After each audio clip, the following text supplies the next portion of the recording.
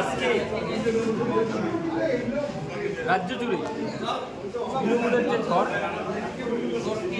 মাননীয় মমতা ব্যানার্জির যে উন্নয়নের ধারা, রাজ্যের মানুষ আস্থা রেখেছেন।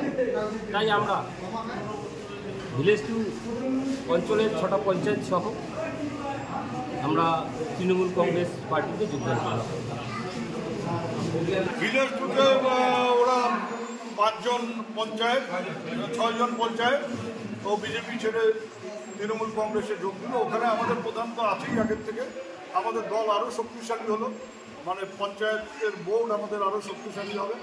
উন্নয়নের ক্ষেত্রে যাতে মিলেমিশে এরা কাজ করতে পারে তার জন্য বলে দিলাম একসাথে কাজ করতে হবে, একসাথে লড়াই করতে হবে সাম্প্রদায়িক শক্তি।